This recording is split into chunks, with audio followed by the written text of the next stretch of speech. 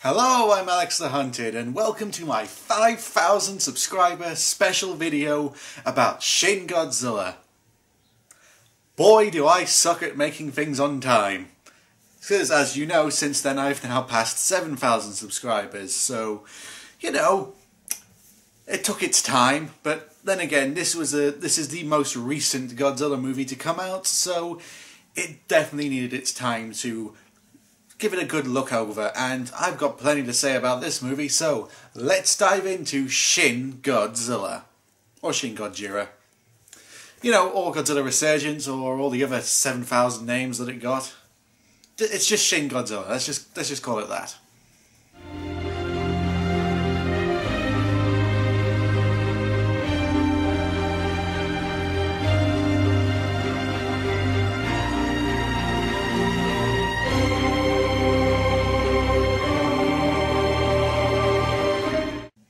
So our movie begins with an identical opening shot from the first Godzilla movie in 1954, of looking out into the ocean.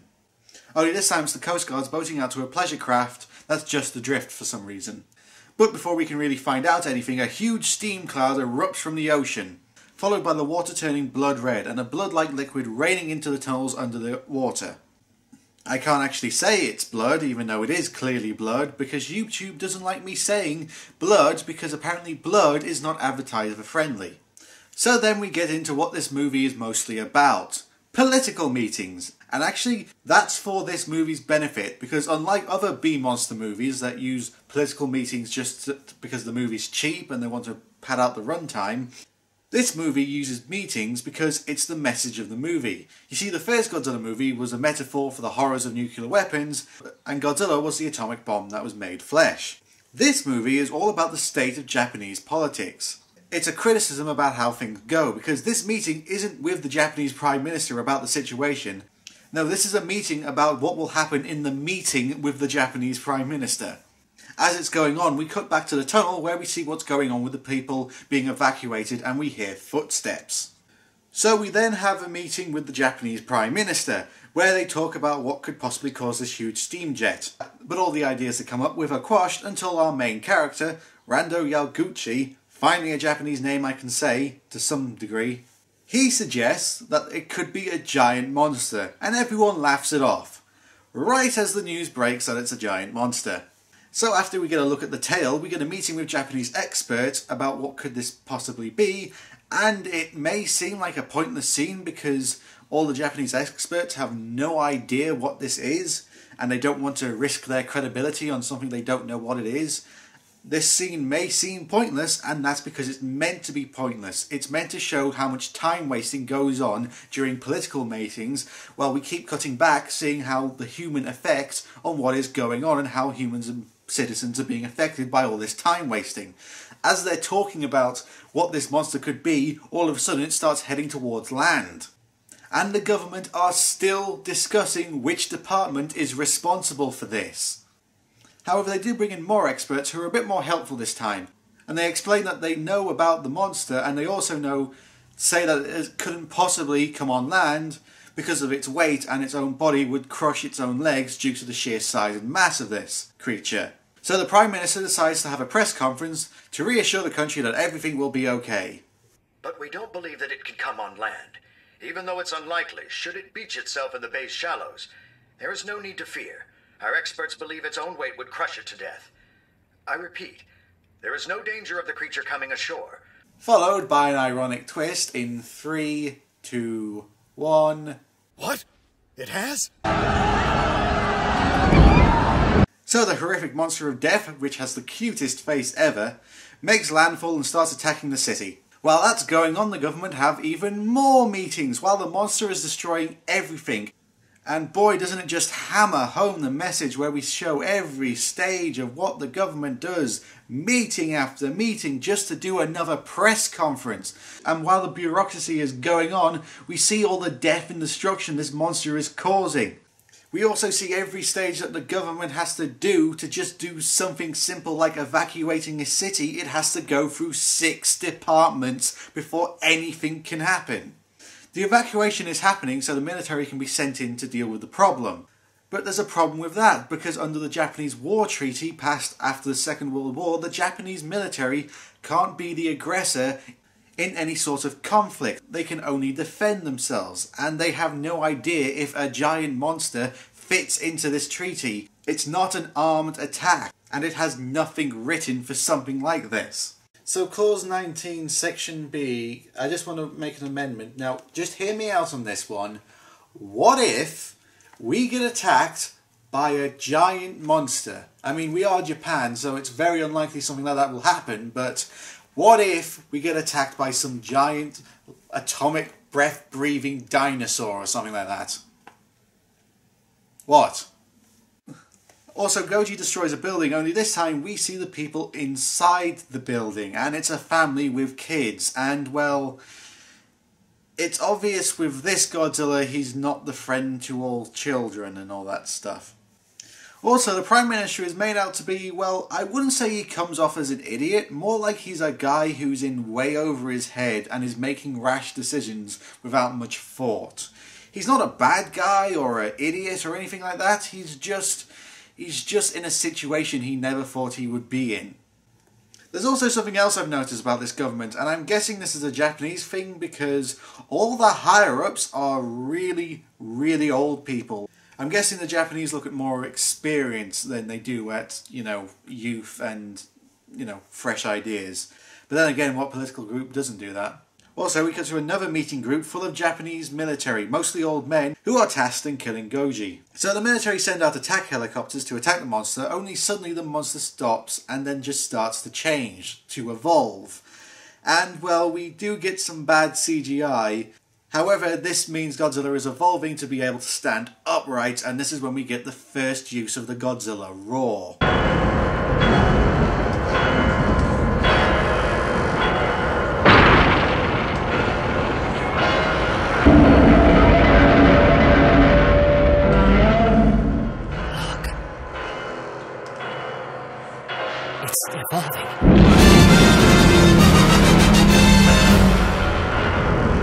Unlike most Godzilla movies, the Godzilla roar in this movie is used very sparingly. In most other Godzilla movies, they have Godzilla roar or make some kind of noise like 3 times a minute. But in this time, Godzilla only really ever roars or make any kind of noise 6 times throughout the movie. Makes him more of a threat and more of a silent, unstoppable killing machine. Anyway, the helicopters show up, and just as they're about to fire, they spot some civilians still in the area and literally have to go through 4 phone calls before they are told that the Prime Minister doesn't want to risk any lives and they have to abort the attack. But just then Godzilla's body starts to glow and he runs back into the ocean. And just like that, it's over. The next day, life returns to normal. Like really nothing happened. But all the politicians go and check out the destruction, and the military search for the monster, who scientists are now calling Godzilla. Well, the American ones are calling it Godzilla, the Japanese scientists are calling it Gojira. Yes, this is the first Godzilla movie that acknowledges the 2 names, and it doesn't actually say which one is right, they just say they're both right. Meanwhile, the military are making up plans for defense if Godzilla shows up again. And unlike Godzilla vs. Biollante, where the head of the operation just put one plan in place, the military come up with multiple plans just in case. So Rando creates a team of intelligent people to try and find out what Godzilla is and how they can defeat him if he shows up again. And they're all nerdy, awkward people, of course. And they do a lot of sciencey things to try and find out about the monster, theorising more evolutions of this monster are coming, and Godzilla gets his energy through nuclear fission. After some more meetings, we meet the Assistant Deputy Chief of the President's Aide. Yes, that is her title.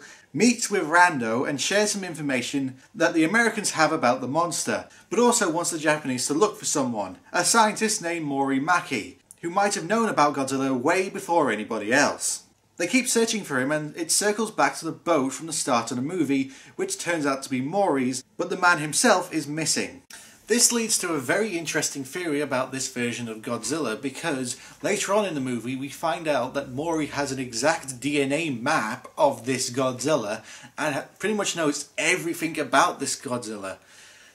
And this leads to a theory that this Godzilla is Mori, because there's just so many coincidences about it. His last known location was on a boat that just so happens to be where Godzilla first appears. And the man knows so much about Godzilla, even having a DNA map of the creature before anybody knew anything about it.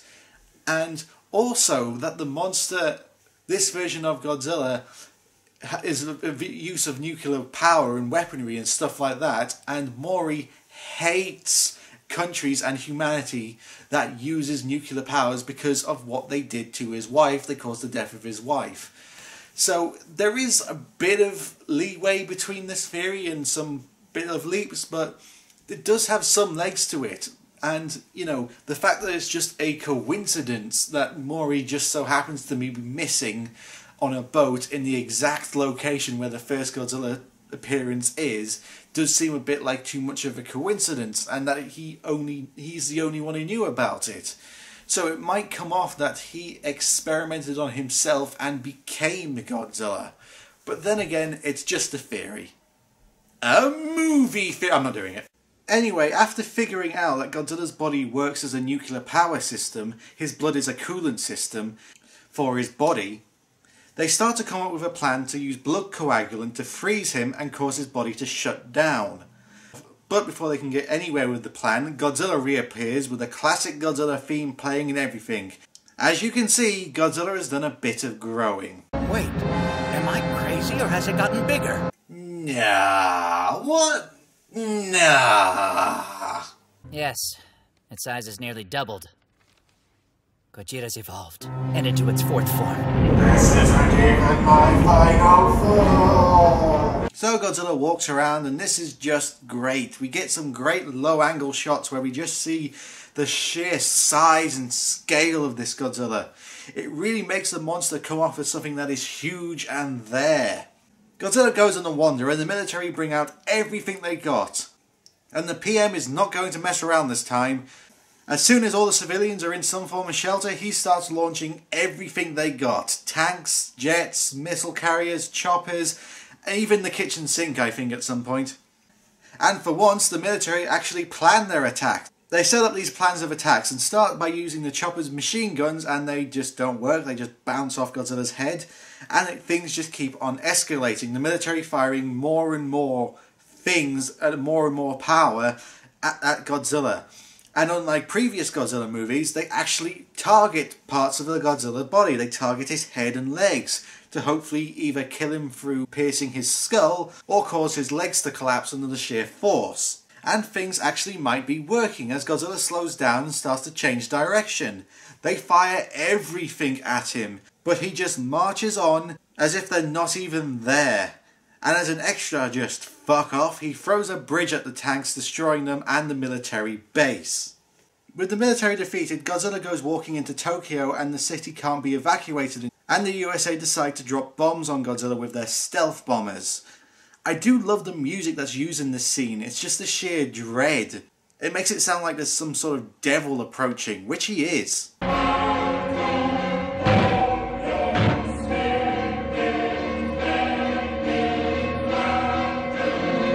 Which also means the Prime Minister and his cabinet have to be evacuated, but Rando and his team go by car while the Prime Minister are using a helicopter. Which I'm sure won't result in something happening because the main character splits off from most of the side characters.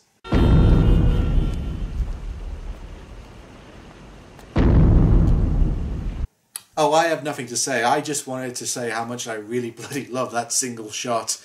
And it really makes me wish that there was a Godzilla VR game where you're a citizen trying to escape a sort of kaiju monster Godzilla-esque attack. I know there was a game for the PS4 a few years ago, but that was like an RPG sort of thing. An actual VR game where you're a citizen trying to just basically survive a kaiju attack. That'd be great. The Americans dropped the bombs and actually hurt and damaged Godzilla, causing him to bleed a lot. The military actually injured Godzilla. That's a rarity. And Godzilla's going to give them a gift in return. As we get into the best scene of the movie, as he roars, his spine starts to glow, and the best piece of music of the whole movie plays. Everyone wonders why Godzilla's starting to glow, and Godzilla opens his mouth, and atomic breath doesn't really come out. It's more like a deadly gas that just ignites in a sea of fire. And the destruction it causes just wipes everything out. The music continues and the lyrics being said are apparently from Godzilla's point of view, with some lines like, "I am lost, no one knows, as long as breath comes out my mouth. A shaft of light is all I need." Wonder what that last one means. I'm a fire in my ladle! So Godzilla's flammable breath, that is much better than the one Zilla has, turns into his more atomic breath looking like a blowtorch, and it destroys one of the stealth bombers. Then Godzilla unlocks a new power, firing atomic breath beams out of his scales, which destroys the bombers, and then Godzilla just goes on a full rampage with its atomic breath, just like a lightsaber, just cutting through everything in its path, and nothing seems to stop it. And then this. The Prime Minister and his cabinet are on board and en route to Tachikawa. And just like that, half the cast of the movie is dead. And they are never coming back. They are dead, they don't even get a goodbye scene, that's it, they are just dead. It comes off as a real shock and out of nowhere place, and I just love it. Because some people complain that the movie has too many characters, and well, that's kind of the point, because it shows off how destructive and deadly and just how Godzilla doesn't care who you are, he will just destroy you. He destroys out the entire Japanese parliament in one attack, in 1 second. They're dead. That's it. And just like that, Godzilla has crippled Japan. The movie even says this attack was basically just as bad as the atomic bombing of Hiroshima and Nagasaki. Just the sheer scale of destruction that Godzilla causes, and he's just stopped moving. He's just basically gone into a state of hibernation, standing in the middle of all the destruction he's caused. And while we look over all the destruction he's caused, we get a huge information dump given to us over multiple news broadcasts. High level of radiations mean that people can't go outside for 48 hours, but they can't drink any of the water either because it's so radiated. And because of how much destruction and death was caused, the emergency services, what's left of them, are so stretched so far they really can't help anyone, and the media basically tells people don't expect to be helped by the authorities. And Godzilla did all of this in just a few hours. It really shows the level of threat that the main characters have to deal with. I mean, what's left of them. We also get a shot of the injured and dying that is very similar to the 1954 Godzilla. And then we find out that the acting Prime Minister is going to be a very old man. After some more political talk, we get the scientists starting to create their plan, hiring several companies to make some blood coagulant to feed Godzilla. Then we also see Godzilla is like some sort of kaiju virus made out of multiple organisms that can rapidly evolve to make itself bigger, smaller, even make wings. Basically, Godzilla can just rapidly adapt to whatever environment that he's in. They also theorize that the way he reproduces is probably just by separating and creating more Godzillas that can evolve from the separated cells. The main director behind this movie is responsible for the end of Evangelion, and, well, this Godzilla just looks and has the biology of a monster that would appear in Evangelion. I mean, it just looks so unique. It's such a unique and different take on the Godzilla character, but somehow fits really well. So the UN decide the best way to deal with Godzilla is to drop a nuclear bomb on him. Because of course a monster that feeds on nuclear energy will surely be killed by nuclear energy. And of course no one in Japan wants this to happen for a third time. Even if it may result in killing Godzilla, the movie has been on a very fast pace. Right up until now, as soon as the nuclear bombs talks start to happen, the movie slows right down. All the energy is sapped from the scenes as everyone just tries to comprehend what is about to happen. And to make things worse, they only have 2 weeks to evacuate over 3 million people. And that might sound like a lot of time, but you remember this has taken place just after Godzilla has decimated Japan. So really, this is no time at all. While that's going on, Yagura and his team are using everything they have to try and get their freezing plan to work as soon as possible. And while that's going on, Godzilla's just having a little snooze. We then cut to Godzilla's tail. This also creates a fan theory that this was the start of Godzilla starting to separate his tail from the rest of his body to create another Godzilla. Because from still shots and from toys of this version of Godzilla, we start to see that this tail is starting to form a face on the tip. Anyway, Yaguchi's team try to figure out Maki's chemical schematics of Godzilla, and they're getting nowhere because it's just such a maze. But very soon, they start to figure it out as they start to fold it in the form of origami. and they figure out the chemical map of Godzilla and how it works. Godzilla can survive because his body has organisms that can separate nuclear energy into the chemical elements that he needs to survive, which basically means that Godzilla is an extremophile life form. So that means that the plan to freeze Godzilla can actually be finalised because they know his chemical makeup and how to freeze it.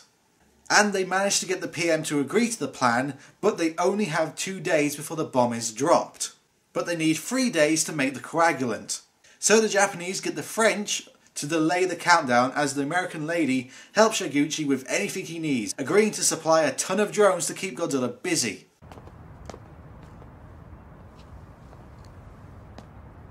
You've kept me going through this. Thank you. Yes, you who was in only 4 scenes of the movie and have had about 12 lines of dialogue. You kept me going throughout the whole events of this movie. Not all the other characters I spent way more screen time with. And with that, the plan is a go. They first have to bring Godzilla down. So, how do they do that? By first hitting Godzilla with bullet trains, packed with explosives. And that sure does wake him up. They then bring all the drones in to swarm Godzilla like bees. They aren't there to take down Godzilla, they're more there to drain Godzilla of his nuclear energy to get him to use his atomic breath. Godzilla uses his back beams at first to destroy the drones, but they just keep coming, and it uses a lot of his energy, so soon he has to stop using it, and goes into his normal atomic breath. But then he pulls out another attack, as he's then able to fire atomic breath out of his tail. Christ, he's got so many parts he can fire atomic breath out of, soon he'll be able to fire his beam out of his toes. But soon Godzilla runs out of energy, so can't defend himself, but the drones are still there and they're still firing at him. And they move Godzilla towards huge buildings that they blow up to fall on Godzilla and pin him down. They then start to rush with their giant pumps before Godzilla can get up and start to feed him the blood coagulant.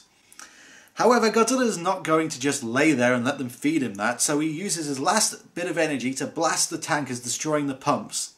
But he started to slow down, meaning that the coagulant is working. They then use even more train bombs to force him down again and shoot him up with even more blood coagulant.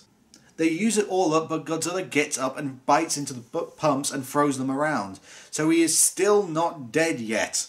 However, it's too late as he starts to slow and stagger and then freezes into a statue, not killing him, but defeating him.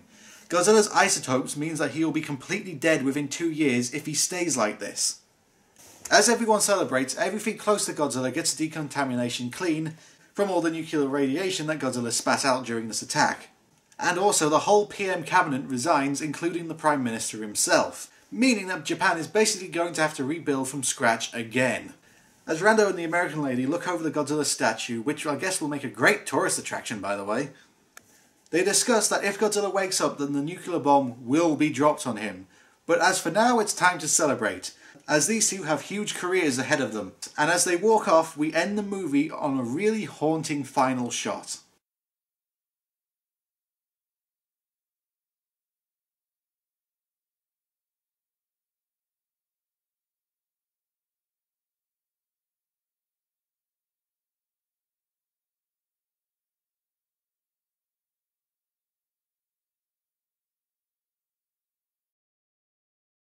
And that was Shin Godzilla, and it is just stellar. It is an amazing, amazing Godzilla movie, and it's definitely in my top 5.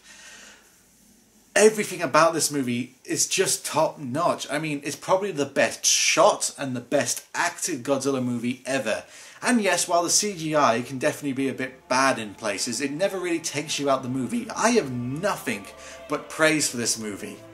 However, I will say I do feel like this is a one and done Godzilla movie. I don't think they should try to make a series or a franchise around this take of Godzilla. It's fine as just an experiment movie to see what new things they can do with Godzilla. I don't see how they can possibly continue this fresh take while making more and more sequels around this universe. I'm not so sure that this take on Godzilla can basically suit a whole franchise of movies.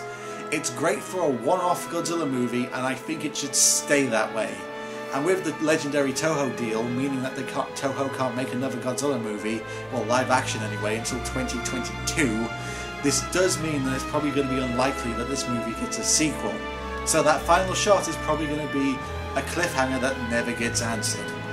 But all in all, I will say that this is a really, really good movie, and I would recommend not just Godzilla fans to watch it, but basically any fan who wants to see a really well done foreign movie about a kaiju, or just, you know, it's just a really well made movie.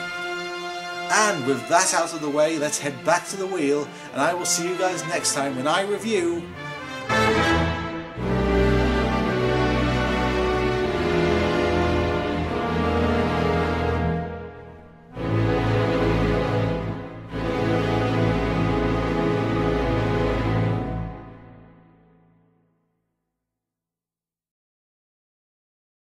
Godzilla vs. Hedorah.